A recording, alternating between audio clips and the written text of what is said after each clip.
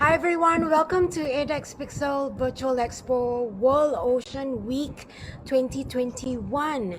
And today for this session, we are going to be talking about Bluhope and VOW launch Coral Triangle Plastic Neutral Platform with Sabah and Timor-Leste. Herewith, I'd like to introduce the moderator for this panel. He is none other than Paul Rose. He is an explorer, a broadcaster, expedition leader for National Geographic, Pristine Seas, and also Vice President of the Royal Geographic Society from 1999 to 2002. Herewith, I'll pass over this baton over to you, Paul. Great. Thank you, Nora. And hello, everybody. Thank you for joining us on to Coral Triangle Day. I'm speaking to you from Geneva, Switzerland. I'm not sure where everybody else is, but I certainly can feel the sense of the Coral Triangle. Let's face it, one of the most biodiverse and important regions in the ocean and on the planet. And I hope we can all feel, as I do, the energy and excitement that comes from being in such a beautiful place. Special welcome to our guests of honour. Jose, first off, is His Excellency Jose Ramos Horta, apologies, ex-Timorese political activist who, along with Bishop Carlos, received the 1996 Nobel Prize for Peace for their efforts in bringing independence to East Timor, a former Portuguese possession that was under Indonesia control from 1975 to 1999. And Jose served as Prime Minister of East Timor from 2006 to 2007 and as President from 2007 to 2012. I've not met you before, Jose, but it's a real honour to introduce you. And let's face it, you are the father of the Coral Triangle. And our other guest of honour, of course, is Datuk Jafri Arifin, Sabah's Minister of Tourism, Culture and the Environment, and of course to all of our distinguished speakers. Well, we're here to focus on the Coral Triangle. It is one of the world's most biodiverse and certainly most important parts of the ocean and in the planet. And when we talk about the 30 by 30 campaign, and when we talk about this is the decade of ocean and the UN decade of restoration and all these other big goals, we need to feel action. It's the action that keeps us motivated, not just words. And this project that we're all forming up around the genius and force of nature that is known as Simon Christopher is a real great sense of action. So I'd like all of you to introduce yourselves first. I'll just run down the names. And apologies for this, we haven't got much time, so just a minute each. And so let's start with our fearless leader, Simon Christopher. Over to you, sir. Thank you very much, Paul. Great to have you here again. Thank you very much to special guest of honor, Jose Ramos Horta. Unfortunately, Datu Jafri cannot be with us, and so we're lucky enough to have Dr. Jamili, who'll be standing in. On the call from Sabah in Malaysia. I've lived here for 26 years, and I've been involved in telling stories about the Coral Triangle throughout that time. Started Bluhope a year and a half ago, and delighted to be broadcasting from the Coral Triangle on Coral Triangle Day. Happy Coral Triangle Day, and looking forward to talking about what we're going to do to protect the Coral Triangle over the next decade, UNESCO Ocean Decade. Thanks, Paul. Brilliant. Thank you very much, Simon. And now Monica, co-founder and community director of Bluhope. Come on, Monica. All right. Hi, everyone. Thank you for tuning in with us again. For our dear special guests of honor and all guest speakers, thank you for making your time here to join us today. My name is Monica Chin. I'm from Borneo, Sabah, Malaysia, co-founder and community director for Bluhope. As an avid scuba diver for 23 years now, I have seen the most amazing sight in Borneo, Sabah, and witnessed them disappear. 8 years doing community education awareness program on the ground, and many cleanups, yet not enough. So Bluhope is a real big hope for all of us. That's the reason I'm here with all of you today. Thank you. Over to you, Paul. Thank you, Monica. And now I'd like to introduce Bjorn Abrahams-Bash, who's the Chief Operating Officer of VOW, a hugely influential and innovative company and partner for Bluhope. Over to you, Bjorn. Thanks a lot, Paul, and thanks a lot for again been invited to this World Ocean Week and the Coral Triangle Day. My name is Bjorn Abraham Bakke. I'm from Norway. I live in Norway, but I must say that my second home is probably Indonesia, where I lived for 3 years. So I have almost 30 years experience in international business as a business leader. Most of the time has been in the maritime industry. So, but now after 4 years in WOW as Chief Commercial Officer, I'm really looking into making the globe a better place to live. So I lived previously in Scotland, in the United States, and in Indonesia. So while I was living in Indonesia, I made a promise to my kids that I would, after this job I had, I would start working with something that would make the globe a better and safer place for my children to grow up in, and also for the future generations. So I think this Coral Triangle Plastic Neutral, this is one of the initiatives we can talk to our kids about and be proud. Thank you. Back to you, Paul. Thank you, Bjorn. A big warm welcome to you, and thank you once again for the invaluable support. And now I'd like to introduce Stephen Harris, a man who I haven't met, but he feels like an old friend with these sessions. Stephen Harris is the ex-special representative for the Commonwealth Clean Oceans Alliance and is the founder of Maui's Ark. Over to you, Stephen. Thank you, Paul, and kia ora. It's nice to be joining you from Wellington, New Zealand, where it's very late at night here, but it's great to be part of a distinguished company. I'm a career diplomat. I spent 20 years as a diplomat for the New Zealand Foreign Service, including as the Director General for South and Southeast Asia, under which role I visited Timor-Leste, Malaysia, Indonesia, the Philippines, all the countries of Southeast Asia and South Asia, and obviously have a great love for the region, for both regions. Before joining the Foreign Service, I served as a journalist for 20 years in various publications around the world. A couple of years ago, I had the wonderful opportunity to work with the with the Commonwealth, I should say, working across 54 countries, many of which have great ocean domains. And my role as special representative was to try to find ways of connecting up for more powerful means of interventions to save the marine environments. Since COVID struck, I had to finish that role early, and since then I've been working as the group manager for COVID strategy with the New Zealand Ministry of Health. So that's very much our presenting problem at the moment. But I do remain very active as a diver, a swimmer, and a sailor in ocean activities, and in that capacity running Maui's Ark. Lovely to join you. Thanks, Stephen. It's funny. Thank you for that. Every time we meet, well, we meet virtually, I realise that I'm just following along in your fin kicks. That's what I've been doing. I'm swimming along behind you. Great to see you again. And now, David Thomas, Deputy Head, British High Commission, Kuala Lumpur. David, over to you, sir. Thank you. Hello, everyone. Yes, Dave Thomas. I'm the Deputy High Commissioner here in Kuala Lumpur, Malaysia. 20 years plus career diplomats, much of which has been spent on the environment. Here in Malaysia, it's a really important part of the bilateral relationship between the UK and Malaysia, whether that's climate change, and it's a big year for the UK as chair of the COP26 in Glasgow this year. So climate change, illegal wildlife trade, and of course, plastics. So it's great to be part of the initiative today. Thank you. Fantastic, David. Really great to meet you. Thank you. And now I'd like to introduce Timor-Leste Secretary of State for the Environment, Dimitrio and apologies if I get this wrong, Dimitrio de Amaral de Carvalho. Over to you, sir. Good evening from Timor-Leste. We are now 7 o'clock. Very glad to join you this time in celebrating Coral Triangle Days, 9 June back to 2012, if I'm not wrong. Coral Triangle Initiative was established. 6 important countries joined hand in hand to protect coral in these regions. Today, when we talk about coral, the health of coral, the stock of fish, the ocean, the clean of oceans, we also rely on how a country member can tackle plastic and debris from the upstream.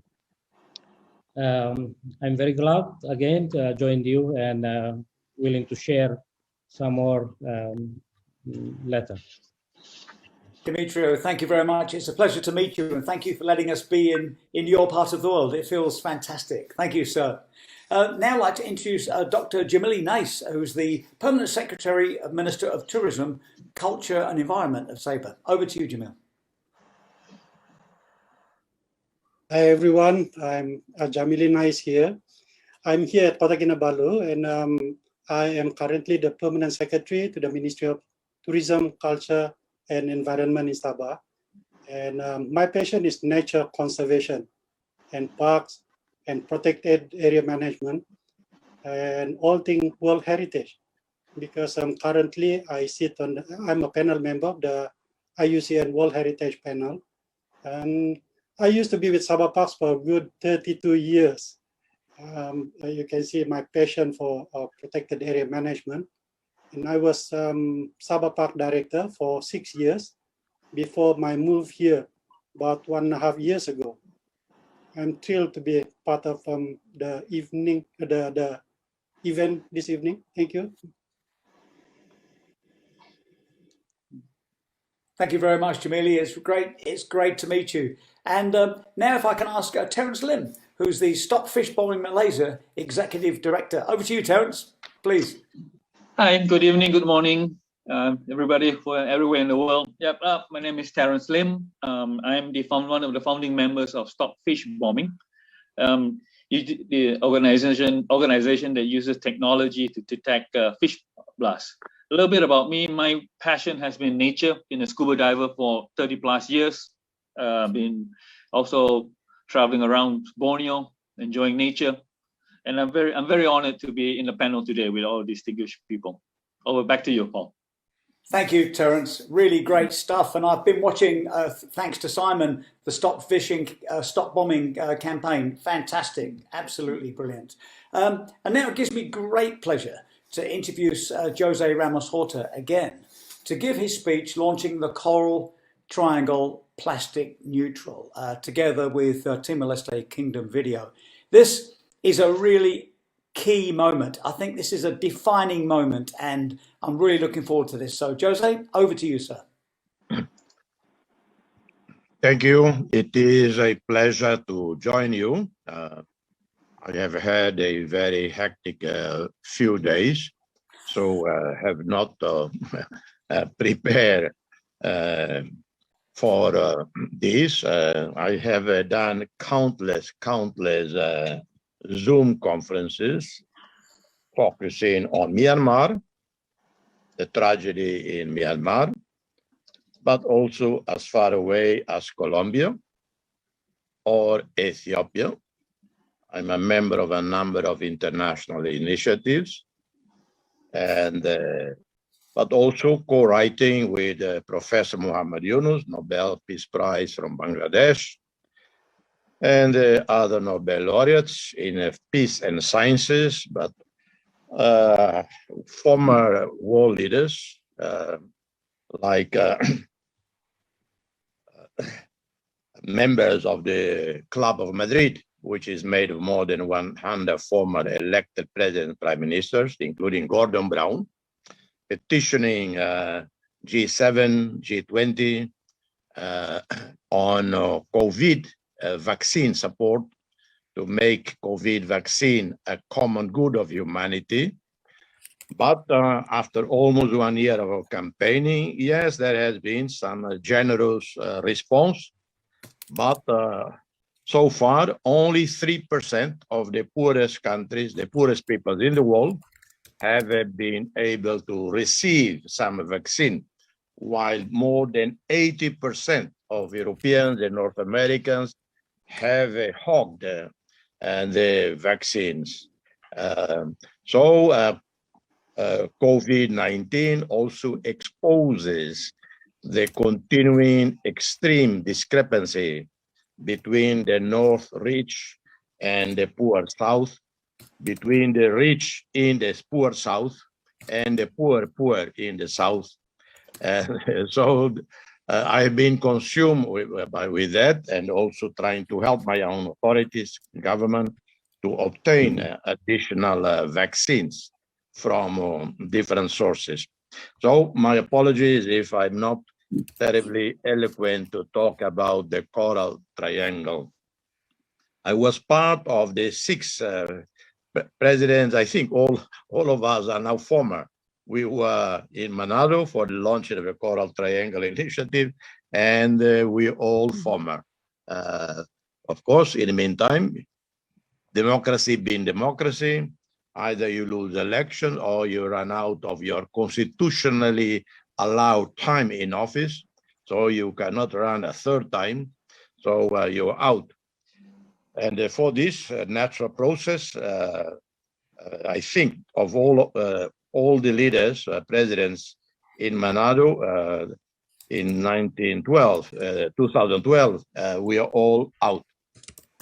It was an extraordinary initiative because it cares about the lives of more than 100 million people, estimated 150 million people who live off the resources that come from the seas, namely Indonesia, Timor-Leste, Indonesia, Papua New Guinea, Solomon Islands, the Philippines, and Malaysia. Of course, Timor-Leste, I have to say, we are the ones with the least responsibility for the damage done in the Coral Triangle. For instance, Timor-Leste never did fish bombing. We don't use cyanide. We don't do overfishing. Others, they do.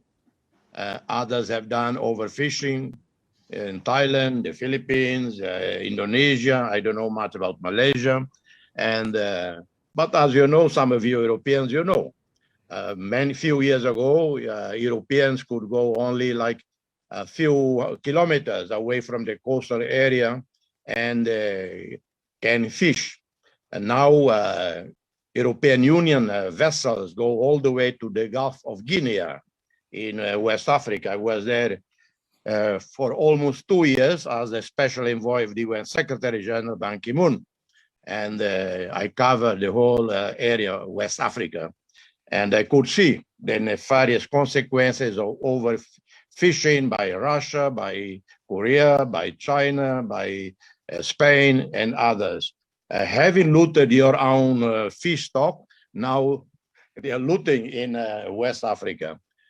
Any given evening, if you go to the south coast of Timor-Leste, beyond our territorial waters, in our vast EEZ, exclusive economic zone, at night is like a city. Hundreds and hundreds of boats fishing there illegally. I don't have the exact estimate, and I don't know whether anyone can give an honest exact estimate, but I have heard that Timor-Leste loses $40 million a year, and some say over $100 million in revenues that would come to Timor-Leste if it were not for the illegal fishing. And illegal fishing are not only those outside our region. Within our region, Indonesian vessels also come to our EEZ to fish illegally.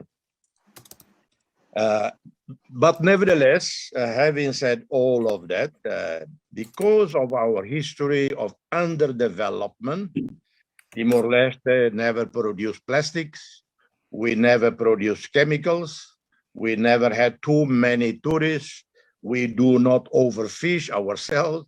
So the waters of Timor-Leste, as stated to me, and in report I have seen by Conservation International and by Australian marine scientists, we have the best, the healthiest coral system in the entire Coral Triangle region.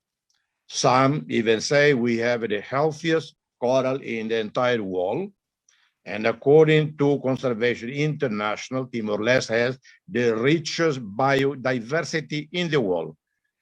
More than Raja Ampat in Indonesia, in Papua, which has 280 species. Timor-Leste has something close to 600 species. And yes, people are beginning to flock to Timor-Leste for fishing in Aturu Island, Jaco Island. But like everywhere else, because of COVID, nature has had a bit of a respite, a bit of protection, because you can see even in Europe, particularly in the Tagus River, in Portugal, in Lisbon, dolphins beginning to come back to the Tagus River, sailing up north. Because less, of course, some environmental work done by the government, but also because less cruise ships and more marine life appear. So it is extremely important, the creation of the Coral Triangle, because as we know, it is estimated that half of the Coral Triangle, over half of the Coral Triangle is at risk. So if our respective governments, our civil society do not alert, and our governments to take action, but particularly those that are more responsible. Those are the more responsible. Indonesia, 270 million, a lot of industrial activities, a lot of pollution. Indonesia has some of the worst pollutions in the world. In rain season, you have hundreds of tons of plastic flowing from the rivers down to the sea. And then from there, the plastic goes to Bali and it comes all the way to Timor-Leste. We produce very little. Actually, we do not produce plastic. We have to buy what we need to buy for our consumption. And what are they? You know, plastic containers so we pay for the plastic containers. We pay for the factories that use plastic. We pay for all the containers of the producers that we buy as an importing country, as a developing country. We pay for it. And we are the one who end up living with the consequences of what is produced in China, in Korea, in Japan, in Indonesia, in Malaysia, in Thailand. So you are the people who produce the plastic, you produce the garbage. And but that's why also I support Malaysia. When I remember some time ago, Mahathir had a huge fight with the Canadians or whoever. He wanted to send back to Canada, and the tons and tons and tons of plastic and garbage and waste that in Malaysia. Philippines have said the same. They will send back to Canada the thousands of tons of garbage that came from Canada. So the launching of the Coral Triangle and the initiative on coral reefs, fisheries and food security, extremely important. But how can wealthy countries like whether Australia, New Zealand, the Nordic countries, the European Union, the United States, but not only governments, but the richest foundations in Asia, the richest foundations in the world, can contribute also. This cannot be always a government responsibility, a government-led effort to repair the damage done to the coral system. It has to be also private individuals, corporations, individual billionaires, rich foundations, the richest universities, the richest families in the world, the richest families in Asia. Yes, we all should contribute to that. It cannot be we deliver speeches and then expect government alone to do that. Well, governments have many other responsibilities. Governments have to look after education, health, infrastructure, roads, water and sanitation. It is time for foundations, for universities, for the rich families, the rich individuals, to beyond speaking, beyond lecturing, beyond moralizing, to also contribute to billions of dollars to this sacred, noble endeavor to repair the damage the human beings had done to our oceans. And I congratulate all of you, Simon and all the others, for this Zoom conference, for this online conference. And count on me, whatever I can do to speak out. And I do speak out. I speak truth to power. I have a little fear of the powers that be, because the powers that be are the ones who left them the mess we are living in today. The powers that be, the big and powerful, who lecture us over generations, are the ones who have left this disastrous environment and unable to really find an effective prevention of COVID-19 and other epidemics that are coming and will come. And same time, mobilizing financial resources, know-how to recover our economies. Hundreds of millions of people in the poor South have been thrown back to poverty because of COVID and global recession.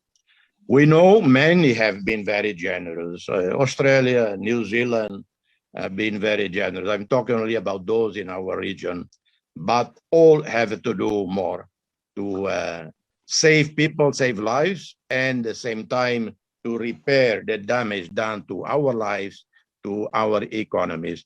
I thank you. I stop here and wish you great success in this online gathering. Good evening, good night to all of you. So much. Well, Jose, thank you so much for that. Was fantastic, stirring words, a real call to action. And let's hope that we get some real, I can feel it here, and I'm in Geneva, Switzerland, which is a long way from the sea, but it reached me, touched me, and I can assure you I'll do my bit. And I think that the whole panel can join in, and all of the people watching from around the world will hear that, and it gives us renewed energy to make some smart decisions. I hope, Jose. Thank you so much, sir. You're welcome. And now, deep apologies. I was in a rush with the timing, and I forgot my friend Dr. Jidon Janawan from the University of Malaysia, Sabah, in the introduction. So apologies, Dr. Jidon. Can you please introduce yourself? Thank you, Paul. Good evening, everyone. My name is Jidon. As introduced, I'm a lecturer at the University of Malaysia, Sabah. And yeah, we love Sabah very much, and we love our triangles. And the moment Simon tell that, oh, we are bringing in Sabah plastic neutral, my heart jumped. And furthermore, when he said Timor-Leste is joining, and there is what we call as a coral triangle, and my heart is beeping. And then I'm a scientist, and at the same time, my concern actually is people are trying to protect the corals, but we know that, you know, we have tons of plastic in the ocean already, but more plastic are coming on the way also. So that's why we in the university actually we are very concerned about this. And I myself, you know, because of this, I do a lot of innovations, and I have 7 patents, and half of it actually dedicated to, you know, researching and trying to solve this plastic problem, because we understand that we need to really stop the plastic from entering the ocean. So we in UMS try to do a lot of works. I'm going to share our works in UMS, because we know that while people are trying to conserve, you know, the ocean, we must do a very aggressive and concerted efforts to really stop the plastic from entering the ocean. So thank you very much. I really am happy to be here. Thank you, sir. Thank you, Dr. Dijon, and deep apologies once again for accidentally skipping past your name on this list of amazing panelists. So it's great to see you, and very welcome. Well, it now gives me great pleasure to introduce and welcome Datuk Johnston, who's the Assistant Minister of Tourism, Culture and Environment, Sabah. And Datuk, it's great to see you, great to meet, and welcome to the session. Over to you, sir. Yeah, thank you very much. My name is Johnston Bangkwai. I'm as Paul had mentioned, I'm the Assistant Minister of Tourism, Environment and Culture, as well as the Chairman of the Sabah Tourism Board. And of course, I'm really glad to be a part of this, although it was only at the very last minute that I was asked to represent the minister. But nevertheless, looking and considering the importance of this, I have decided to, stand in for him and deliver his speech later. So thank you very much. Yeah. Good evening, Mr. Paul Rose, our moderator, excellencies, and all the distinguished speakers and participants. First of all, I would like to convey the apologies of my minister, the Right Honorable Dr. Muhammad Jafri, as he's unable to be with us, as he had something urgent to attend to. And then I must also apologize. I will have to leave early because I too have an important meeting to attend at 7 p.m. So my apologies. Yeah. So I have the simplest of tasks, that is to deliver the minister's speech as follows. Yeah. It is a great honor for me to be given this opportunity to speak in this very important virtual event. I congratulate Bluhope for making all this possible and for partnering with VOW, VOW from Norway in bringing a state-of-the-art technology that will kickstart things for Sabah plastic neutral and the wider Coral Triangle plastic neutral agenda. Ladies and gentlemen, we know that Sabah is indeed blessed to be sitting at the western edge of the Coral Triangle, especially the east coast part of the state. We are flanked by rich coral and networks, coral reef networks, which have been one of the main attractions that drive tourists to come visit. And tourism has been the most lucrative sector of our economy, generating billions of ringgit annually in tourism receipts alone. All this thanks to our place in the Coral Triangle and the extraordinary biodiversity it offers. Sadly, this is the sad part, we have taken things for granted. Sabah's reefs have been threatened by pollution,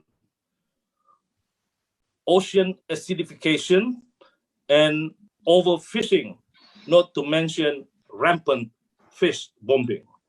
As a result, our coral reefs, which are important hotspots for marine life and major food source for communities, are steadily being destroyed. However, we in Sabah strongly believe, we still have a chance to reverse things and make our ecosystem whole again. This is our hope.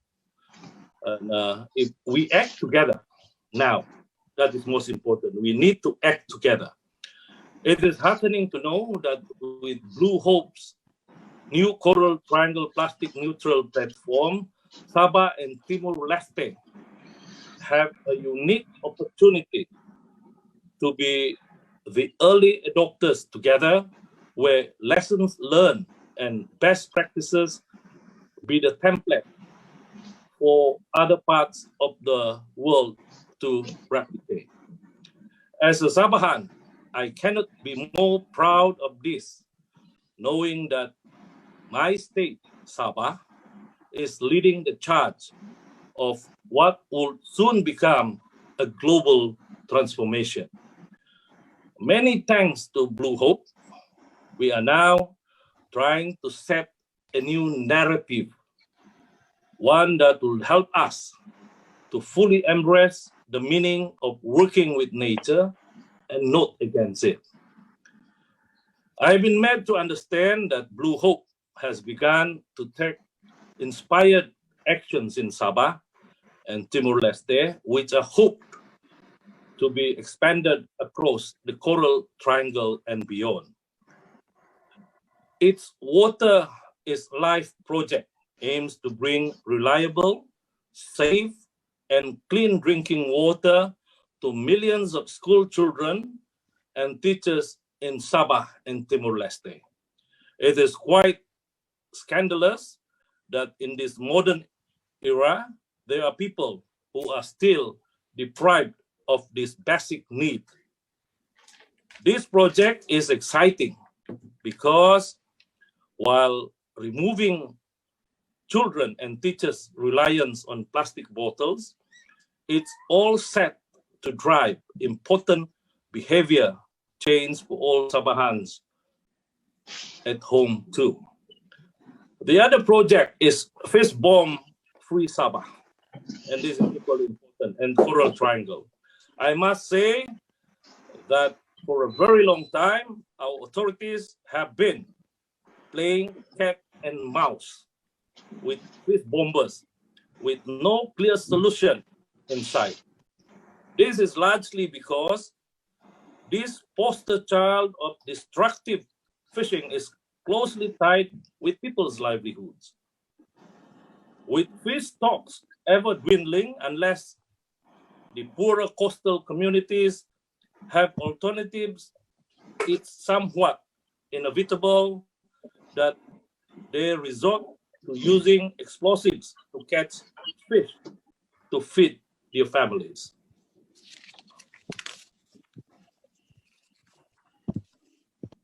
Through Bluhope's Life Initiative, Alternative Livelihood Program from plastic collection, seaweed farming, and others, certainly offer new hope, especially during the COVID strain time, It have also recently been made, I have also recently been made to understand more about Bluhope's latest Rewild Digital Recycling Equalizer Act. Working in close partnership with fast-moving consumer goods FMCG companies that sell products using rigid and flexible packaging, Rewild users can scan the barcode on the app using their smartphone, linking back to the packaging, and each piece of plastic market's value can then be recollected, part parcel with new extended producer responsibility policies set up by government. Once a certain volume of material has been scanned by the app user, it will automatically be collected by a third-party courier, and Rewild users will be refunded. Certainly, this app is a potential game changer because waste will have now a value. In turn, meaning food on people's table and more incentives to clean up Sabah's beaches than ever before. Ladies and gentlemen, the COVID pandemic has taught us a valuable lesson to always respect nature. When fail to do so, we pay a heavy price. We have witnessed this many times in human history. And once again, we find ourselves still fighting against this deadly virus. But I firmly believe we can relearn how live harmoniously with nature, how we live harmoniously with nature.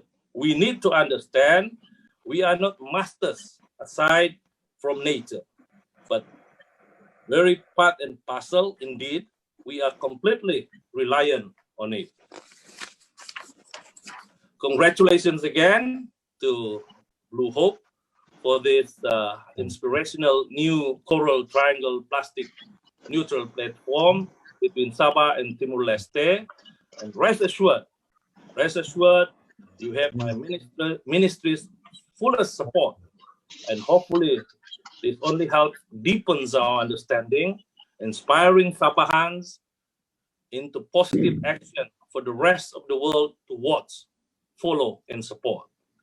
While we may put our hopes on our younger generations, who will hopefully benefit from all this, we must all try.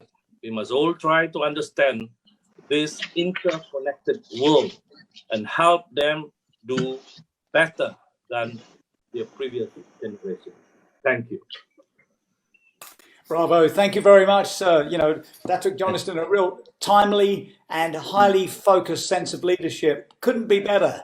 And now it's a perfect lead to send back to my friend, the man we're all circling around, Simon Christopher. Thank you, Simon. And thank you so much, Datuk. Thanks for being with us. Some wonderful words there. Really appreciate it. Schedule. We've got lots and lots of content from the Coral Triangle, so we're going to crack on. What I'd like to do, I think probably one of the best videos that I would like to show to kickstart discussions is, in fact, Jose himself, who is a forest lover. He's never been in the sea before, and there was an amazing little video made of him seeing his underwater world last year by Only One. And so we've been lucky enough to get a copy of this, and I think I can't think of a better video to watch Jose going for a snorkel for the first time within the last year or so. Over to you, ADEX team, to play the first video, please. This is a film by Only One.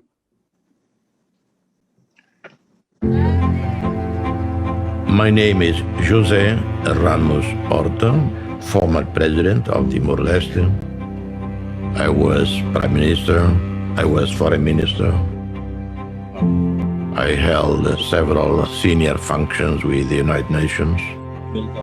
I grew up personally in mountains, but the sea always was mystical as a child. And I'm scared of diving. I'm claustrophobic. God, you can imagine all that tanks, all that equipment on you. I'm very much an dry land person. Our seas, our waters are extremely clean. If there is any community in the world that has done the least harm to the sea, is Timor-Leste. But still, I never set foot in the sea.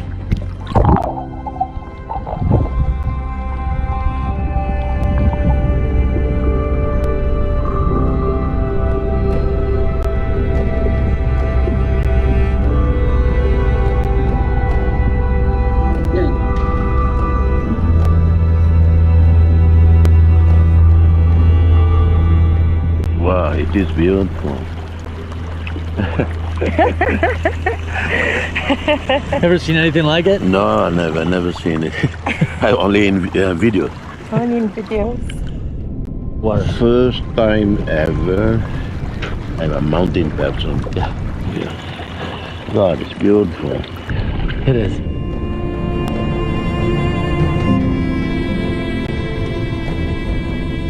The last coral kingdom. It really is. And I am the king of the coral. Yes, you are. You are the king. Seeing myself, my own eyes, rather than in films, is very different. So it's really reinforced my conviction. We have to protect our nature. We are fortunate that the coral system of Timor-Leste is one of the healthiest in the entire Coral Triangle region in Southeast Asia. We must share it. We must not make Timor-Leste a closed kingdom, but at the same time we have to make sure that it will stay that way, to preserve the coral system for the survival, the sustainability of the people living on that island. We've been there for thousands of years. We fight because we believe in something. So we fight for ocean preservation because we believe in that.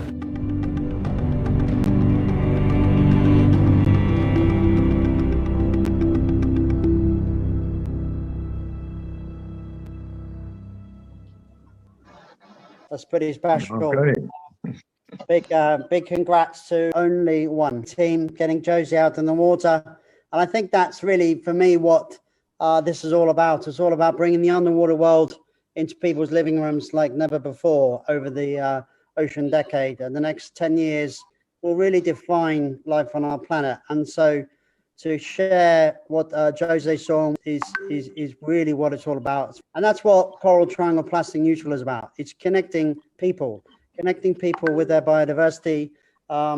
More than 60% of the air we're breathing as we have this conversation comes from the ocean, but it really is the lungs, the heart and the lungs of our planet. So UNESCO Ocean Decade is all about listening to ocean, monitoring ocean, starting to understand ocean, and starting to work out how to protect it. Before we zoom into the Coral Triangle, I would like to pass the baton to Stephen, who can give us the story about plastics on a global, albeit South Pacific level, and then we can hear his words. Over to you, Stephen. Thank you. Well, thank you, Simon, and thank you to the two previous speakers for the inspiring words. I think they've given a great sense of the ocean connectedness and the potential of collaboration to make a real difference for the health, not just of the ocean, but of course, we, its people who live along its shores. I've just titled this presentation, Plastic, a Gateway to Healthier Island Communities, because I thought it would be useful to talk about how plastic, even though we are engaging it as an environmental problem, it really is a gateway issue. If you can grapple with the problems of plastic pollution, you can understand the vulnerabilities of many other aspects of the ocean and the interdependency between the natural environment and people's livelihoods. So what I wanted to give you a sense of what this means for the Pacific, the South Pacific in particular, where you have, it's common for countries to have much greater ocean domains than they do land. The photograph on the right is of me standing at the narrowest point of the main island of a 9-island group called Tuvalu.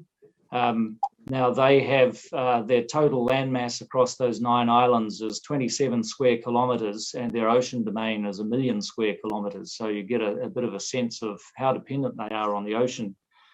One of the things that struck me when I was working as a special representative to the Commonwealth Clean Ocean Alliance was how often when I met ministers right across the Pacific, they would say that climate change was their biggest environmental challenge, but the number 2 was plastic. And that surprised me a little bit because, of course, we're talking about the Coral Reef Triangle, and the Pacific, the South Pacific region covers somewhere between 1/4 and 1/3 of all of the world's coral reefs. So it's very coral dependent. And of course, that's a picture of me diving in Samoa. And Samoa is typical of countries that have large coral areas that are suffering from bleaching due to acidification and warming sea temperatures. But if we, in the work that I was doing across the 54 nations of the Commonwealth, what we were really trying to do was look at plastic as a handle into some of the wider issues. So plastic is obviously a product of petrochemicals. Petrochemicals are a big source of greenhouse gases. So the industrial model that produces plastic pollution is also producing some of these other climate change related problems. And so if you can tackle one, you're actually tackling several at once. So with climate change, we see in these small, vulnerable Pacific countries that they are very open to extreme weather events.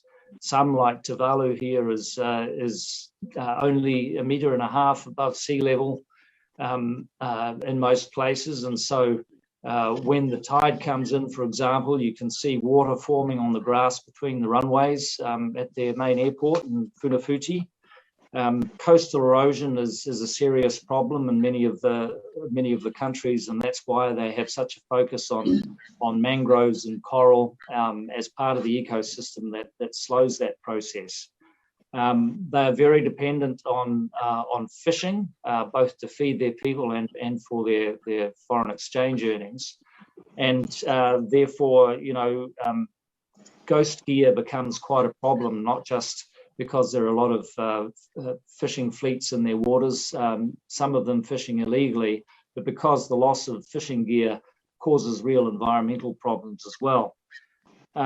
We've talked about coral reef depletion, ocean acidification, but one thing that I think picking up on some of the social pressures that Jose Ramos Horta described and that I'm working on through the COVID portfolio that I'm currently engaged with, is that if you get into tackling plastic pollution, it's often a way of engaging communities in a wide range of social issues.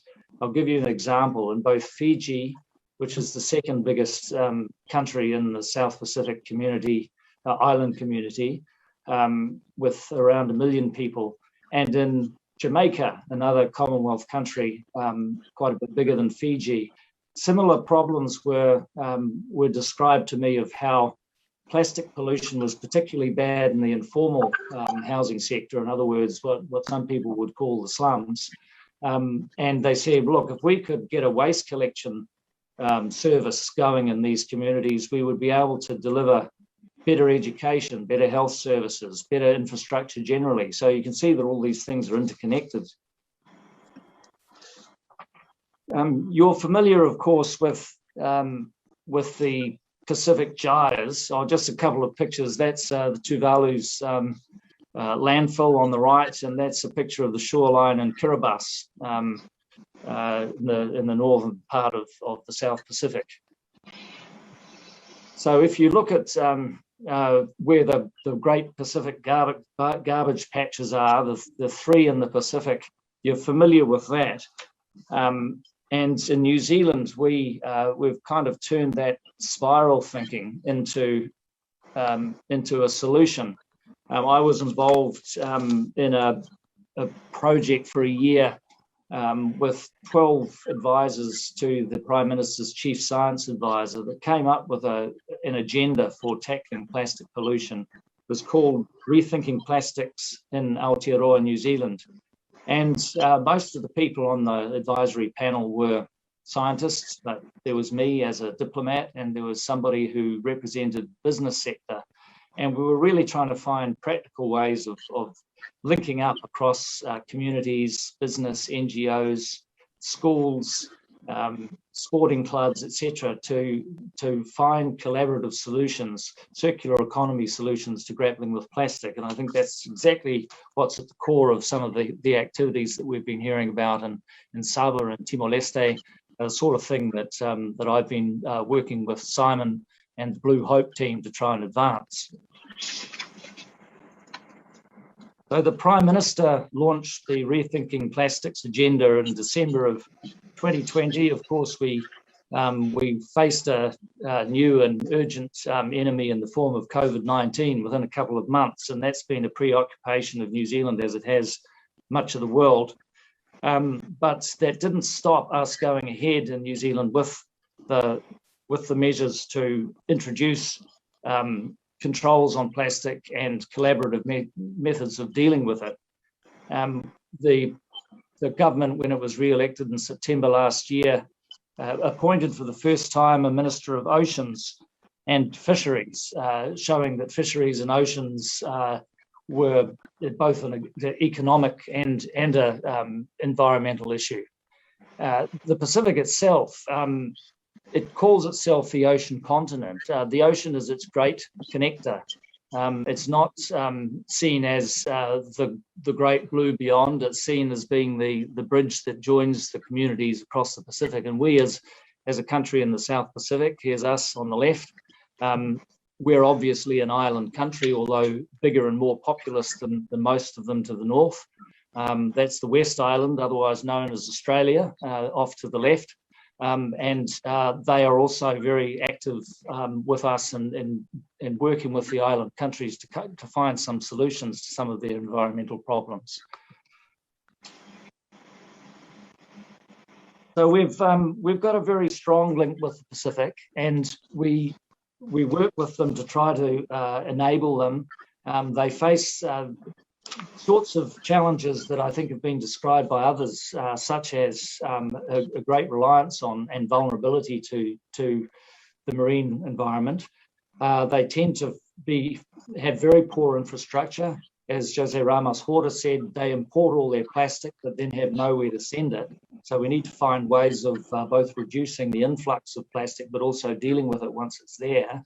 Tuvalu, again, has banned all importation of single-use plastics. In this whole challenge, business is critical. It's really important that the motor of economic activity, which is business and the consumers, are also part of the brake on the excesses of that economic activity. And so we're very much working at practical solutions to get business cooperating with government, with NGOs, with the science community to find practical and effective solutions to that. And of course, that costs money. So all of these initiatives rely on donors, both regional, global, and of course national. So I think we have an opportunity now with COVID-19 to we've kind of pressed the pause button on so much global activity, and now the focus as we start to look maybe next year or the year after at emerging towards some sort of new normal. The catch cry is to build back better. And I sincerely hope that means finding better ways of packaging our products and distributing them. It would be a real tragedy, I think, if in our wish to find cleaner ways of storage that we went down the disposable route rather than the reusable and sustainable route. So thank you very much.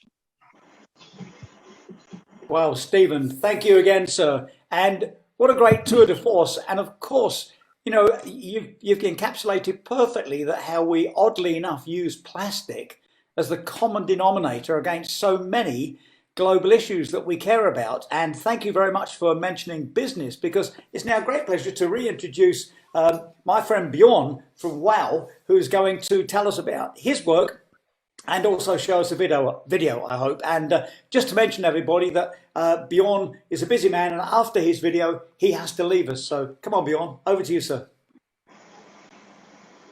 Thank you. Thanks again. I just wanted to, start this my session with after listening to all the introductions of these people here. I must say I'm really honored and humble to be here together with you. So there's only one word to describe my feelings right now. That is respect. So I would then like to explain our name. Our name is WOW, and WOW has several meanings, but to us the most important meaning is valorization of waste. That means we give waste value. And the second is a promise to our customers. That's our wow to our customers. But now I would like to share a short video to introduce WOW. So if you could run the video, please. Endless volume of waste that pollute our environment. Global warming out of control. These are two of the biggest challenges that face the world, and the reason for WOW. We are turning waste into CO2 neutral energy and raw materials that help industries decarbonize. We are finding ways to recycle carbon and remove carbon from the atmosphere. In short, we are fighting climate change and at the same time bringing end to waste. WOW started its journey at sea, and together with cruise operators, we have developed solutions for cleaner oceans. Long gone are the days when wastewater and garbage were discharged to sea. Together with cruise companies, we are building a sustainable future for this global industry. With WOW solutions inside, cruise ships today are operating according to the highest discharge standards at sea. And we are now also standing firmly on land. Our technology is increasingly attractive and relevant for land-based industries. We are delivering systems that replaces fossil fuel in energy production and fossil carbon in a wide range of industrial processes. We are working with leading energy companies, metallurgical industry, utilities, and others to reduce their carbon footprint and develop new business models within the circular economy. So why are they turning to WOW for help? Because we master technology and have a unique delivery model which allow us to deliver complex solutions on an industrial scale. We have done that for more than 20 years. We are doing it every day, but we have only just started. We are unstoppable. WOW, decarbonizing industries. Bjorn, I absolutely love that video. Thank you so much. And I particularly like the unstoppable. You know, it's action, it's happening, it's harnessing technology that already exists, and it's deliverable. And I always love that analogy of global solutions being looked at from a vessel, a ship, completely self-contained unit. And that's a very healthy way to look at things. So Bjorn, thanks for that. Thanks for your support. So I would just like to say, you know, in WOW, we are really passionate about preventing pollution. So, and always leading solutions, we are converting biomass and waste into valuable resources, and we generate clean energy for a wide range of industries. And in our, you know, in a way, our journey started, as most of you may know, our journey started at sea with our subsidiary Scanship, and with a strong commitment actually and desire to clean up the oceans. So. And I guess that's the same as most of you in the audience are as well. So we started to work with the cruise companies around 25 to 30 years ago. And together with them, we built a sustainable future for this industry. And I think today, approximately 60% of all the large cruise ships, they have WOW equipment on board, equipment that ensure that, you know, there's no wastewater or garbage discharged to the sea. So, and now, we acquired a company in France, Etias. Now we are turning our eyes into a wide range of land-based applications, and that's including the plastic waste solutions. So we will do the same for these land-based industries as we have done for the cruise. That's our promise. So with our advanced technology and solutions, we turn waste into biogenic fuels to help decarbonize industry. We convert plastic waste into fuel, clean energy, and high-value carbon. So we believe our solutions are the key to end waste and stop the pollution. So there is, from that previous history we have, there is an important experience to share, because we are not a big company in terms of number of employees, but our impact is huge. So, and a contribution we have, you know, to the region, and discussing with Simon, so our contribution is technology. And we need to find other partners like Bluhope and Simon to team up with, that are equally passionate about the mission as ourselves. So we like to work with governments and some of the largest industry players developing solutions to help actually decarbonizing their business. So that's why, you know, 150 people in WOW can make such a huge difference. That's why WOW. So then I must excuse myself. I have a university class with 20 master students waiting for me, so which I have a class right now. So, but I wish you all good luck with the rest of this event, and we're looking forward in WOW to the continuation of this journey together with Simon and Bluhope. And I'm really looking forward to come visit you guys in this fantastic special region very soon. Thank you. Terima kasih. Thanks very much, Bjorn. And thank you so much. Terrific session. We all say wow, and you've got some very lucky master students, I think. Well done, sir. Keep up the fantastic work. Thank you. Bjorn.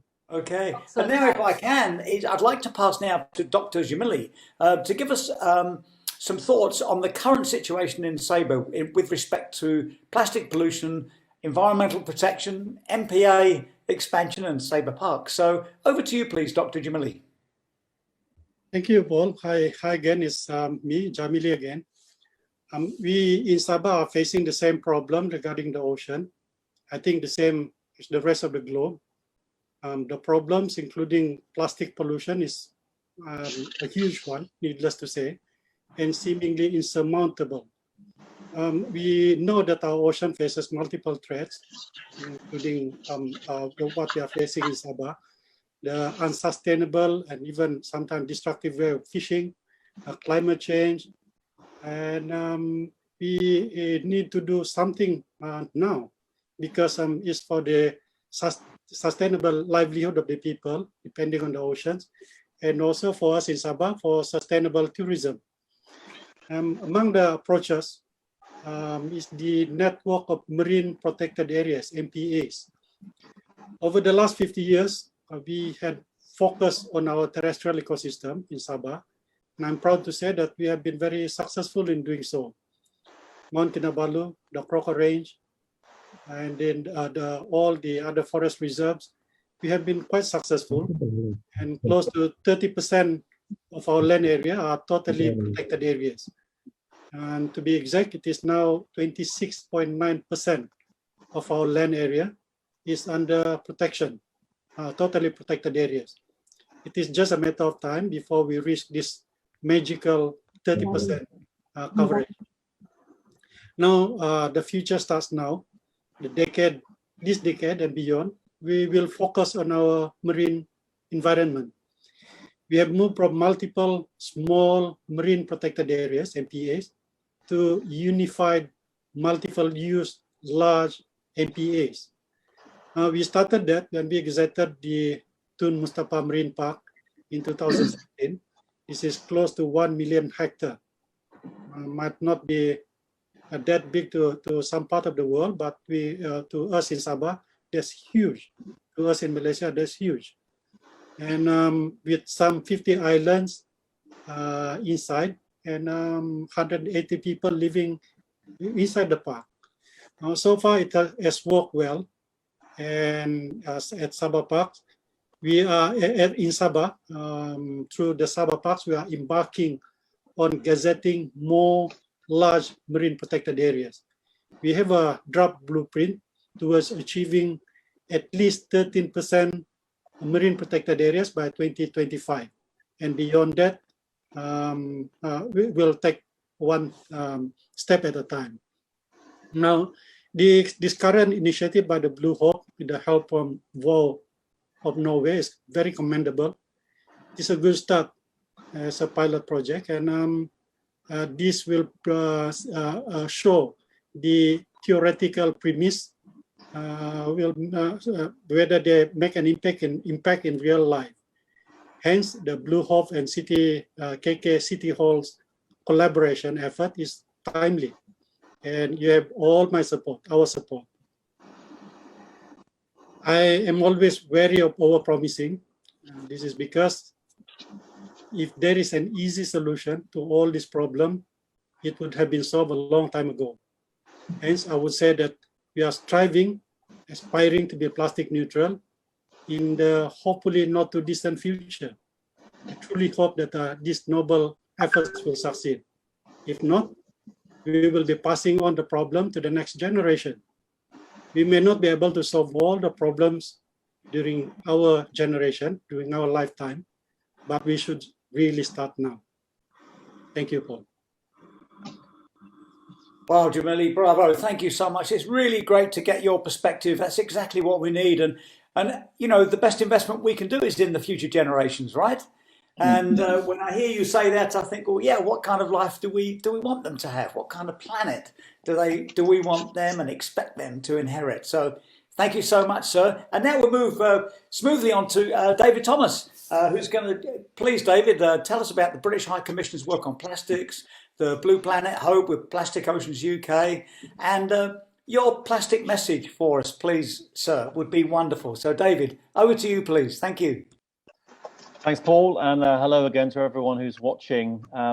Before I speak, I'm actually going to have a little bit of help in delivering my plastic message, because I'd like to show you a clip of Sir David Attenborough, who recorded a piece about plastics and Malaysia when we were promoting, if you remember, the Blue Planet 2 series. There was a plastic episode, and during a royal visit of Prince Edward, we decided to have a sort of royal screening of this episode to really raise awareness in Malaysia. This was at the end of 2019, but it's still every bit as relevant today as it was then. And I don't know about you, but I always find it very compelling to see an icon like Sir David Attenborough speaking. He's one of the UK's national treasures, arguably one of the world's national treasures, I think, at this point in his life and his career. He's one of the most popular, apolitical and objective individuals on the planet, I think, who can shout about these issues in the hope that we'll all listen. So over to him. Hello, Malaysia. My name is David Attenborough, and I'm a naturalist, and I've travelled around the world making films for more than 65 years. Once we thought that the world's oceans were so vast and its inhabitants so infinitely numerous that nothing we did could affect them. But now we are seeing a new side to the oceans. As a filmmaker, I've been hugely privileged to travel the world and celebrate the wonders beneath the ocean's surface, including off Malaysia, one of my favourite places of all. Sabah and Sarawak have over 550 species of coral. Peninsular Malaysia, seagrass beds, their very own spectacular plants and other marine life, critical for the survival of your endangered dugongs and sea turtles. But in recent years, I've witnessed firsthand that plastic waste is destroying marine life the world over. What's so tragic about plastic pollution is that it is so totally unnecessary. The plastic in our oceans should never have found its way there in the first place. A staggering 8 million tonnes of plastic now ends up in our oceans every year. This is a disaster.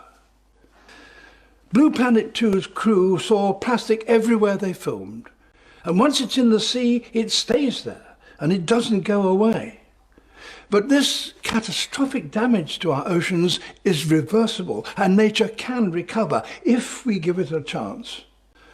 While the actions of just one of us, you, may seem to be so very small with really no effect at all, in fact, knowing there are hundreds of thousands of people all doing the same thing is starting to have a truly positive effect. Every single one of us now needs to think, and I mean really think, about how we use plastic. So, I strongly urge you all to treat plastic with care, because if it reaches the environment, it will stay there for a very long time, if not forever, and ultimately affect us all. Every one of us should be extremely proud of their natural heritage and passionate to protect and conserve it and ensure that it remains around for future generations. We all have a responsibility to care for our planet. The future of humanity, and indeed all life on Earth, now depends on us. Thank you very much, and good luck. There you go. Some great words from the man. So I just wanted to use my brief time to highlight the UK remains committed to play its part and lead efforts across the marine environment work. And as Sir David made clear, marine litter can't be solved by one country alone. And it's why initiatives such as this being launched today are so critical in bringing us all together and collectively raising the profile of this problem and taking action against plastic waste. So, congratulations to Simon and the team for all your hard work. The UK is trying to do stuff at home and internationally. At home, we strive to play a leadership role. You might have heard 5 years ago, the 5p charge on single-use plastic carrier bags led to a 90% drop in their sales. And that's now being increased to 10p to further incentivize behavior. We've seen a ban on plastic straws and stirrers and cotton buds. We're going to be introducing a new world-leading tax on plastic packaging. We hope to become a world leader in sustainable packaging for consumer products. So this tax will be on businesses producing or importing plastic packaging, which doesn't meet a minimum threshold of at least 30% recycled content.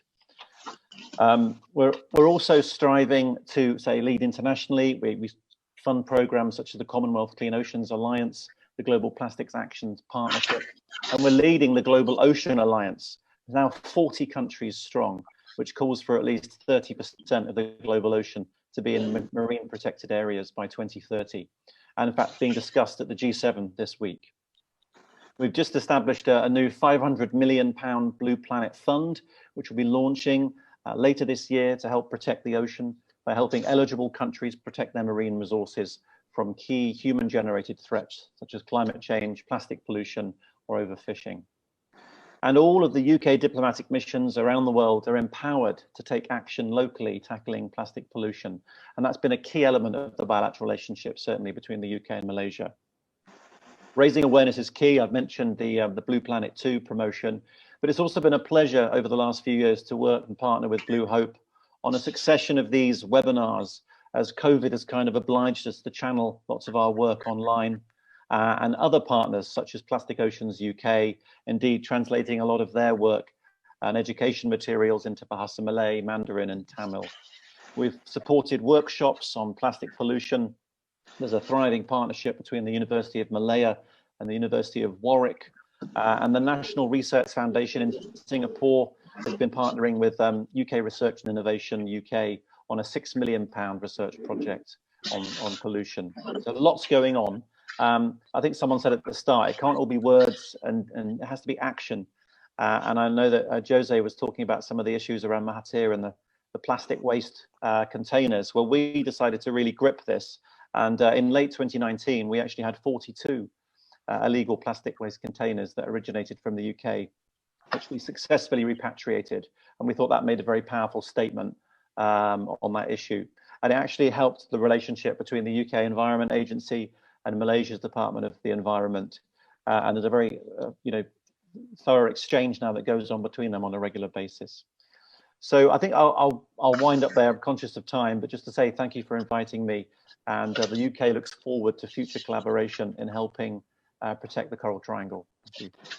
David, thanks so much, sir. Keep up the great work. It feels like global leadership and absolutely love it. So it's great you're there. And if I know time is short, but I'd still like to pass on to Terence Lim, who I've never met you, Terence, but I do feel I know you. One of my heroes because of the Stop Fish bombing campaign, which Simon shared with me. And I love that. So over to you, Terence.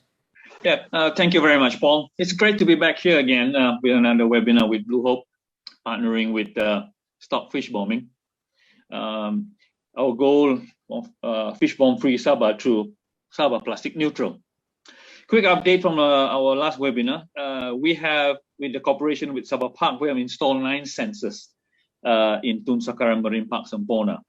Due to the vastness of the area, we will continue to add more sensors in supporting the present sensors. We have learned from speaking to local stakeholders and enforcement team that some loss in translation or misinformation, delay in reporting fish bomb have led to frustration or lack of response to the reports. With the additional radar and drone coupled with fish bombing underwater sensors, we hope this will bridge the gap for any delay and inaccurate information. As the minister said in his speech, to avoid or to overcome the cat and mouse scenario. The development of the technology to combat fish bombing activities is only part of the solution. We must not forget that communities that are affected by these activities, either directly or indirectly, are involved or affected. SFB, Stop Fish Bombing, is working with Bluhope Live to ensure that an alternative source of income that is environmentally sustainable and with better yield to be introduced. And this will help elevate the income of these communities so they can better support their families. Another important component with the cooperation with Bluhope to achieve fish bomb free Sabah is to create and fund a community-led enforcement team. This will ensure that the protected area is fully monitored and managed. With this, we are confident the partnership with Bluhope's goal of Sabah plastic neutral, we can reach out to more funders, and with the mechanism of monetizing plastic, Bluhope will be able to generate funds to help achieve the goal of fish bomb free Sabah. I would like to end by saying that fish bomb is like plastic. It's not only happening in Sabah, but all over the world. With Sabah plastic neutral, we are looking forward to the funds that will be generated from recycling plastic. We hope that this effort will be viewed by future generations, that we are actively trying to address plastic pollution and serving our marine environment. Thank you. I think we can ready to play the video. Fantastic, Terence. Love it. Thank you. Yeah.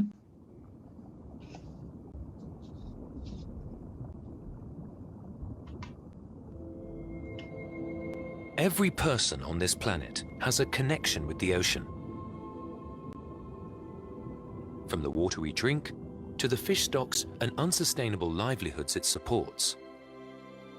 But the heart of the oceans, the coral reefs, are under immense pressure from climate change, acidification, plastic pollution, trawling, and the most destructive fishing method of all, fish bombing.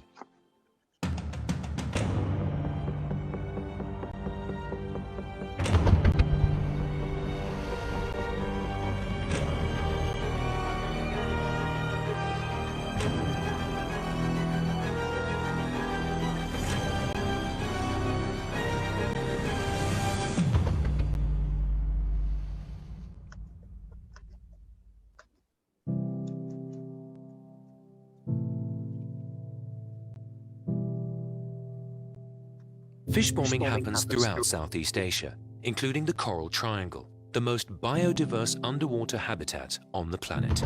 It is illegal in every country, but until now, they've not had the means to detect it in order to enforce these laws. If fish bombing continues, people and communities will continue to lose their fisheries and future livelihoods, and the world will continue to lose some of the most beautiful, diverse, and productive habitats of all. Up until very recently, there's not been a way to know where and when fish bombing occurs. But now, Stop Fish Bombing shows where fish bombs explode immediately, in real time. By adapting proven US law enforcement technology to locate gunfire in cities, we can now report the exact time and location every time a fish bomb goes off. The boat can then be tracked by radar, drone, and video camera until it can be intercepted by law enforcement authorities. So how does it work? Acoustic sensors, hydrophones, are placed at strategic underwater locations, and the difference in arrival time of the explosion at each sensor is used by a central computer to triangulate the location. The system then reports the exact location within seconds on a mobile app. And with this very precise information, marine law enforcement authorities are alerted to take immediate action.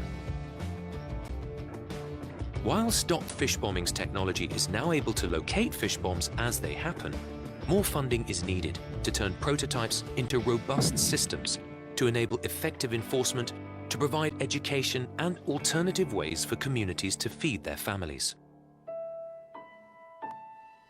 Everyone agrees we must stop fish bombing to save coral reefs and the livelihoods of those depending on them. Let's start now.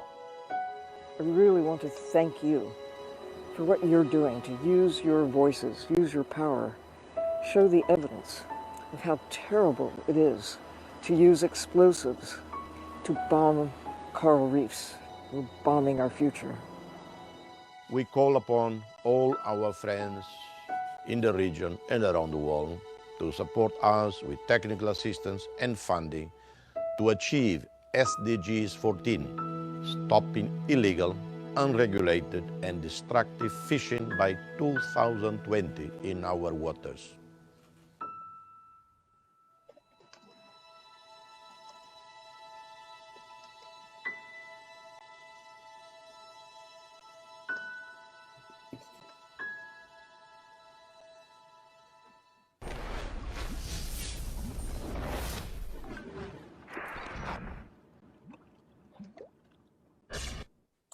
Wow, bravo, Terence. You know, I've always loved that film. I've seen it a number of times, sent it around, and it's just one of those beautiful stories. So thank you so much for your work, sir. And I really do hope that at some point we'll meet properly other than at these sessions and via your important work and film. So thank you, sir. Brilliant. You're welcome. I'd now like to pass to Demetrio, who's going to talk on the situation, plus the Brigada Abiantel, together with struggles from big floods in April and the COVID. So, Demetrio, this is a very important session. Over to you, sir. Thank you again. First of all, I'd like to thanks to Simon and the Bluhope in their leadership, facilitating, connecting Timor-Leste and Sabah campaign to these regional actions or regional campaigns. Talking about plastic neutrals and Coral Triangle, I would like to highlight first here the Coral Triangle regions living by 120 million people, depending on coral reefs, and their livelihood very depend on the oceans. The Coral Triangle regions also a place for 600 different coral reefs, 2,000 reef fish, and different big fish that always crossing the Coral Triangle regions.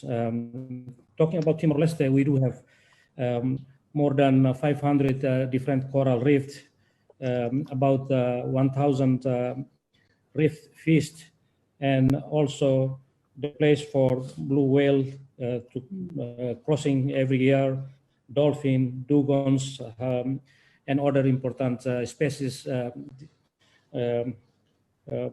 ocean species. We may have problems with plastic, as other panelists has explained. Timor-Leste, as Mr. Ramazor presented before, that we are not producers of plastic, we are small consumer of plastic. Total plastic waste we calculated from our research, every day we have 200 ton waste collected in the waste dumping site, and 20% of that are plastic. That means 18 to 20 tons per day, or in 1 year we may produce 6,380 tons of plastics. If we don't manage these 6,000 tons of plastic, this all plastic may accumulated at the oceans and damage our reefs and other important ecosystem.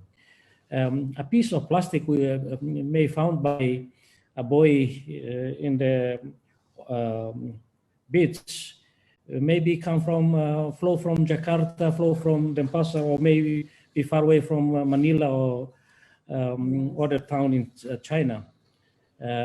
So the ocean is connecting between people, cities, and different product we throw to the our Mother Earth, and the oceans receive all those residuals. Timor-Leste consider that our economic, our future can living in economic resilience if we start from now, diversify our economic through ecotourism, agricultures, or sustainable fishing activity. By do that, we have to consider that waste and marine debris, plastic, as one of the big issues right now. The recent government,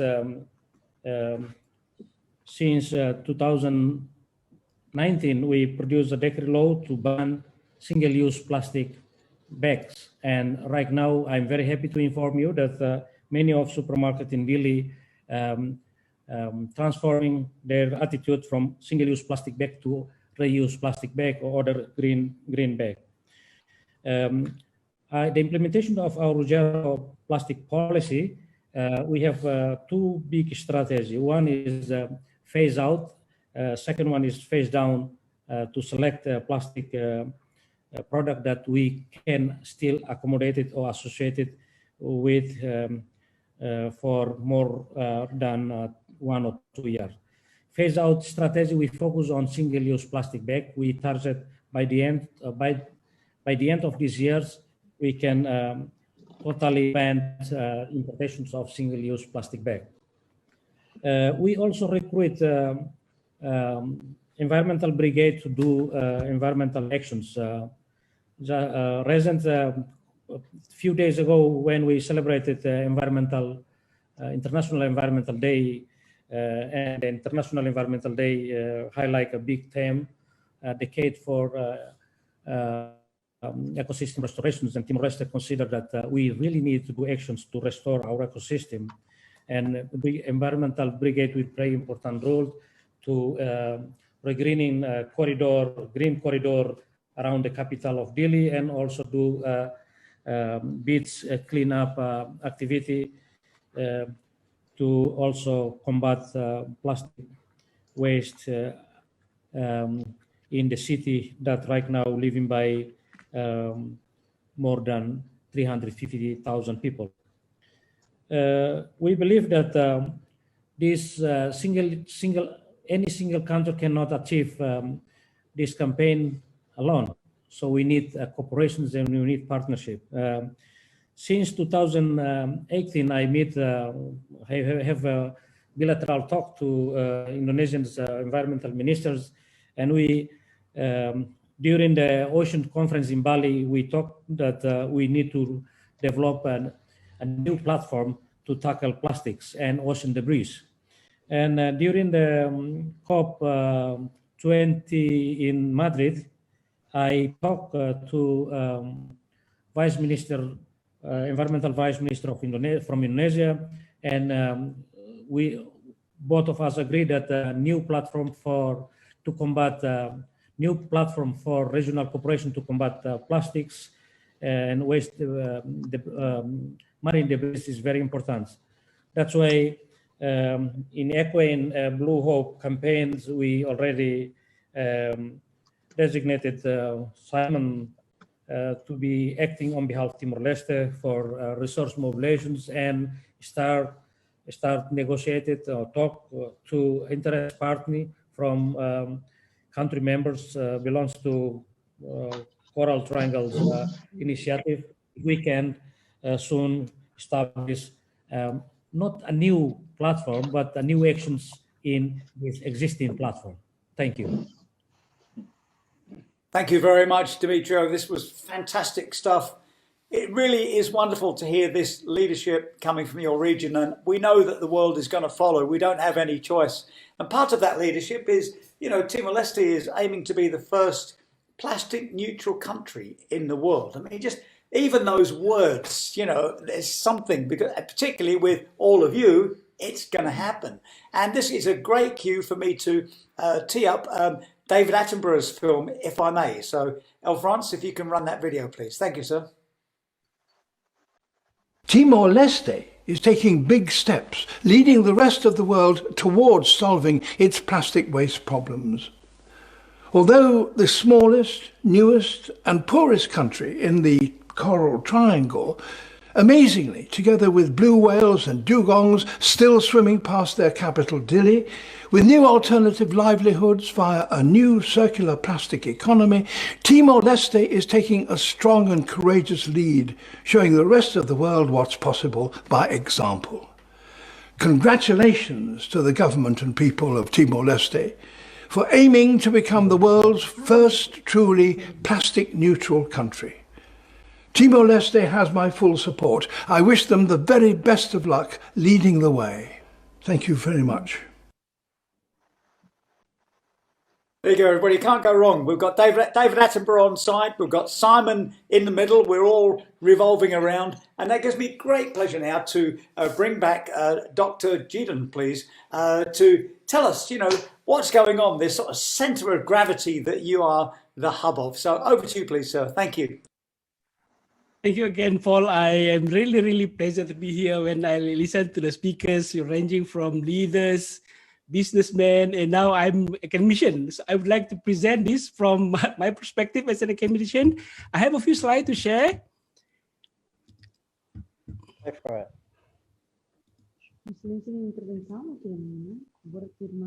Yeah, please let me know if you can see my slide. Can. Yes. Thank you. Wonderful. So, all right. The title of my sharing basically is, a comprehensive solutions to the plastic pollution. Again, this is from an academic perspective, and my name is Jidon. And in addition to doing my job as a lecturer, I'm actually also a director to this Innovation and Commercialization Management Center at UMS.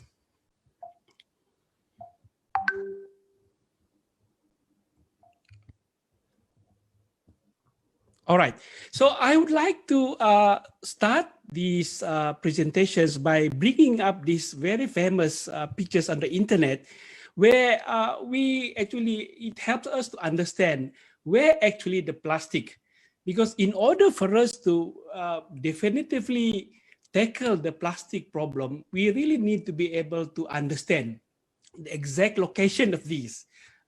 So right now we know from this photo that we have this land, we have these industrial activities, and it goes to the rivers, and eventually the plastic goes to the ocean. And sadly, right now we know we are facing with macro size of plastic, but in addition to macro size plastic, we also actually bombarded with a microplastic. And as we know, this is even worse because actually fish consume this microplastic and it ends up to the human when the human consume the fish. So judging from this situation, I see that there are actually three sources of this plastic. So number one is the plastic that are already in the environment. So we are facing with this problem because we aware there are tons of plastic out there, be it in the ocean, also in the land. And we really need to face this problem. And the second one that we are also dealing with is the plastic that are being produced.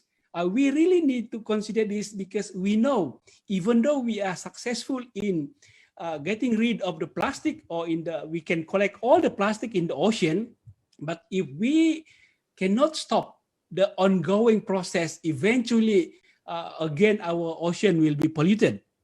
And thirdly, we see that in addition to having ongoing, we also foresee that in the future we will be still having this plastic. So like it or not, because plastic, even though we said this is our ocean first enemy, but actually human really like plastic because imagine, the cost and the easiness and the practicality of using the plastic. So knowing the three types of the locations or the whereabouts of this plastic really help us to come up with the comprehensive solutions. Now, I would like to, again, bringing this, map of Sabah. I believe this is, probably, some good news, some bad news. I would say like that because, as you know, Sabah is a very famous of the tourism products, and we have beautiful beaches, we have mountains, and we have beautiful islands. But somehow, for example, in Pulau Gaya, we are facing this plastic waste problem. And according to the study, actually, this plastic come from the people, but some of this plastic also actually contributed from the ocean. And the second beautiful place in Sabah is, this is a beautiful Mabul. And again, if we take some pictures of this area, we again see this plastic pollution. And if we go further north in Sandakan, we also still facing the same issue of indiscriminate or plastic everywhere. And another important location that I would like to highlight, actually in Kota Kinabalu itself, where we actually have our local municipality, when we have the solid waste management, and we are again facing this problem. Now, the reason I'm sharing this because I would like to draw the attention of the technology providers, because we need to aware that the locations of these plastics are everywhere. because maybe when we, for example, bring in the technology, we might be having the issue of the enough volume or not of the plastic that can be actually processed in the huge machine, for example. Now, so sharing with you our struggle in Sabah, I would like also to emphasize again, as mentioned by Stephen, that this is basically a real global problem, as one of the scientists has mentioned here, that all the plastic actually come, I can say that from majority of parts of the world. And therefore, this requires a real concerted effort. So particularly in this region, as Honorary Secretariat of Timor-Leste just now, we are fortunate because we are blessed with the Coral Triangle. And again, this is again a great pleasure again to Mr. Simon and Bluhope, because they are able to identify this triangle and identify the players that can help to save this triangle. So now I would like to, I'm sorry, I'm a bit kind of excited and nervous at the same time. I really, okay. Now I would like to say the thought or the activities that we are doing in the university, again, based on the 3 classifications of the plastic just now. Number one is the way we deal with this existing plastic is we call this plastic upcycling. So we are working on with one research together with our counterparts from the US and from Spain, where we convert plastic to diesel fuel. And we also have a team on working on converting plastic to pavement and furniture, because we believe that in order to have a sustainable solution, we really need to be able to monetizing the plastic. So we know this is a long journey, but we see that in order for us to be able to solve this problem, we must be creative enough to come up with value-added solutions. The second solutions that we would like to share here is solutions to the plastic being produced.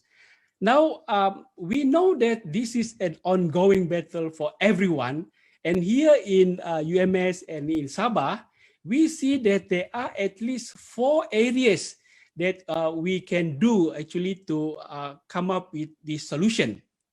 So number one is the policy. Everybody agree that having the right policy like banning single-use plastic really help to solve the problem. And the second one we believe actually is the involvement of corporates. So I'd like to share here, because right now we are having this research and engagement with NGOs, and we actually have, we get the involvement by the corporate also, because we believe in order for us to be able to solve this plastic, we need to involve the corporate, because usually in most cases, for example, the corporate produce the plastic, and that plastic is end up being used by, for example, the consumers. So there must be an element of social responsibility for the corporate to sponsor the process to convert the plastic, for example, from waste plastic to a value-added plastic. And we call this as a buyback program. And the number 3 is we have improved 3R, which is the recycle, reuse, and reduce. And we are so thankful that, knowing that Bluhope and VOW are cooperating and going to really impact the Sabah plastic neutral. And we love to be a part of this initiative and this project. And the fourth one that we are actually working on doing in UMS is we do this stop the plastic from entering the ocean.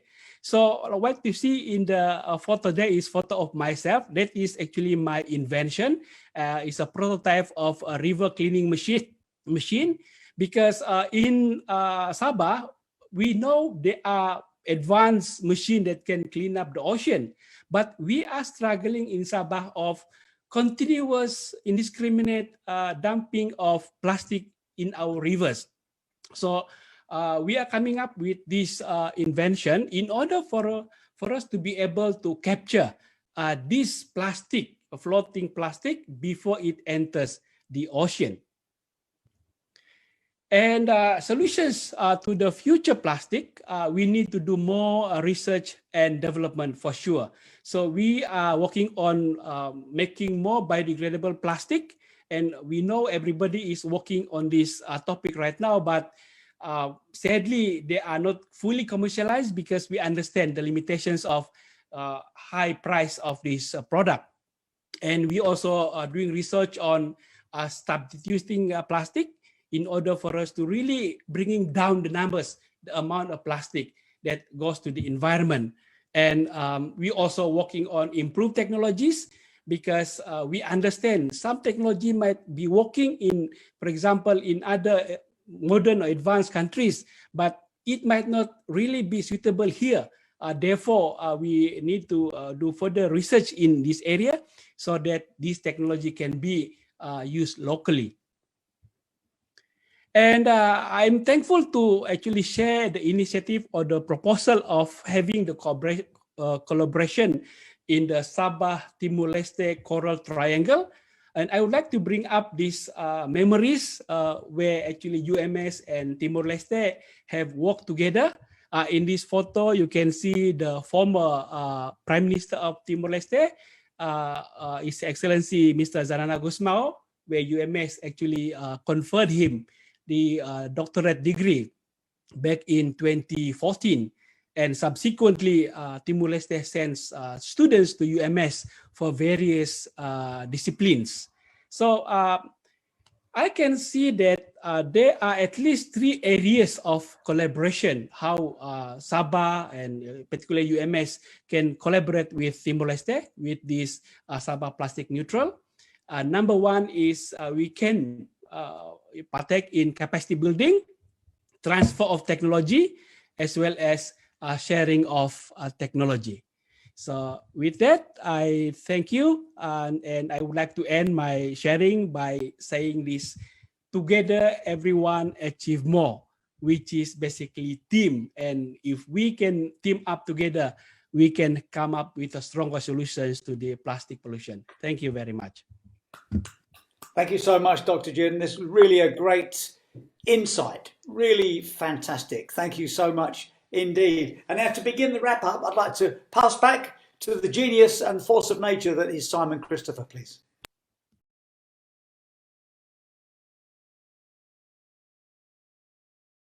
Thank you, Paul. Thank you to all the wonderful speakers. We've run way over time, so it's time to say goodbye. But wonderful last address from Dr. Jidon. Ocean Decade is all about studying the ocean and listening to ocean, and we have to create academic and scientific research with everything we're going to be doing here in Sabah and Timor-Leste. So the collaboration between these 2 last bastions of biodiversity is absolutely mission critical as we move forward. And the most exciting thing really is that plastic waste has value, and we're going to bring that value to communities, and that's what we're going to do. It's going to be transformational for everyone. Transformational for Sabah, transformational for the Coral Triangle, and that value is it's all about value. So with that said, Coral Triangle Plastic Neutral Platform is officially launched. We'll be announcing what that means, but it'll be stories from Sabah on a weekly basis from later this year onwards, and it's all about action on the ground. So with that said, thank you so much. I'm going to pass you back to you, Paul, to do the traditional thanks, but wonderful moderation as ever. Thank you so much, ADEX. You've been so tolerant and so supportive. You've got an amazing team. Really appreciate it. Really appreciate it. And we'll talk again soon. Happy Coral Triangle Day. Thank you so much, everyone. Thank you, everyone. Simon. Congratulations to everybody. So all of you out there, thanks so much for joining us online. Everybody with us, thank you so much again. Special thanks to our guests of honor, Jose Ramos Horta, the father of the Coral Triangle, and of course, Datuk Johnston, ADEX, all the people behind the team. Monica, Nora, El France, and particularly Simon, you're the reason we're here. So thank you very much, everybody. I hope next time we meet, we'll be in the Coral Triangle. Why not? All together. Thank you so much. Well done. Take care. Thank you, Doctor. Thank you. Bye. Thank you. Everyone. Bye-bye. Bye-bye. Yeah. you later. Bye.